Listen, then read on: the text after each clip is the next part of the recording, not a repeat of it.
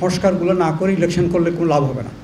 Local government election ওনাকে চান বা বলেন, আমরাও চাই, কিন্তু ইলেকশনের প্রশ্ন আসলে আগে সংস্কার না করে কোনো ইলেকশন করলে কোনো লাভ হবে না। এটা জাতীয় ইলেকশন বলেন না স্থানীয় ইলেকশন বলেন, সেই জন্য আমরা সংস্কারটাকে প্রাধান্য দিয়েছি। সংস্কার করার পরে আপনি ইলেকশন করেন, কোনো অসুবিধা নেই। আর আইনগুলোকে আমরা দেখেছি 5টা মৌলিক আইন, ইউনিয়ন পরিষদ আইন, উপজেলা পরিষদ আইন, জেলা পরিষদ আইন, পৌরসভা আইন, সিটি কর্পোরেশন আইন, এগুলো পৃথক পৃথক আইন, কিন্তু এগুলো অনেক ক্ষেত্রে কিন্তু একটার আরেকটা প্রতিরূপ অথবা সাংঘর্ষিক কোনো কোনো ক্ষেত্রে। আমরা সব আইনগুলোকে পর্যালোচনা করে একটা সিঙ্গেল অ্যাক্টের অধীনে ইউনিয়ন, উপজেলা, জেলা, পৌরসভা, সিটি সবগুলোকে নিয়ে আসছি। ইলেকশনটাও তখন ইজি হয়ে যাবে। একটা সিঙ্গেল শিডিউলে আপনি 5টা প্রতিষ্ঠানে ইলেকশন করতে পারবেন। 5টা ইলেকশন বিরাট। আমরা হিসেব করে দেখেছি প্রায় 225 দিন সময় চলে যায় এই ইলেকশনগুলো করতে গিয়ে, এবং তারপর আমরা হতাহত যখন বহু কিছু হয়।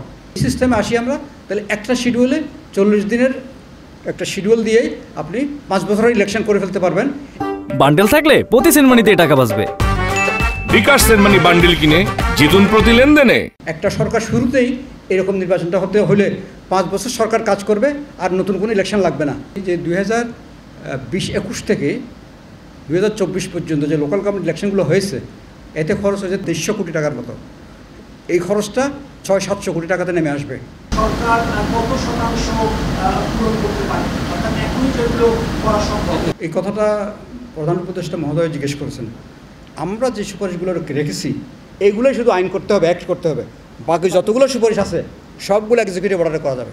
এটা আমরা ইচ্ছা করেই এই বিষয়ে পরিষ্কার করে কিছু বলিনি। আমরা বলছি সরকার এবং রাজনৈতিক দলগুলো একমত হয়ে এটার সিদ্ধান্ত নিন।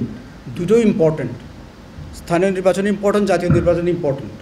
এটাকে একটার আগে একটা পরে একটা করলে আর একটা করতে পারবো না, এই জাতীয় শর্তই বোধহয় আমার মনে হয় এটা অমূলক কথা। দুটাই করতে হবে, এবং দুটো কোনটা আগে কোনটা পরে হবে সেটা সিদ্ধান্ত সরকার এবং ওনারা নিন। তো আমরা চাই স্থানীয় নির্বাচনটা অবিলম্বে করা হোক, কারণ এটা কোনো অন্য রাজনৈতিক কনসিডারেশন না। এখন সারা দেশে একটা শূন্যতা, ইউনিয়নে কেউ নাই, জেলায় উপজেলায় সবখানে শূন্যতা, পৌরসভা, সিটি কর্পোরেশন।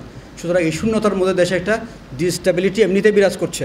সুতরাং এই স্টেবল সিস্টেমের জন্যও কিন্তু এই প্রতিষ্ঠানগুলোর মধ্যে নেতৃত্ব নিয়ে আসা দরকার, বৈধ নেতৃত্ব নিয়ে আসা দরকার। এটা কখন কিভাবে করবে এটা আমরা পরিষ্কার করে এখানে বলি নাই, কারণ যেহেতু জাতীয় ঐক্যমত্য না হলে এটা আমরা বলে একটা বিভেদ সৃষ্টি করার দরকার নাই। আমরা কিন্তু নির্বাচনের প্রয়োজনটা বলেছি।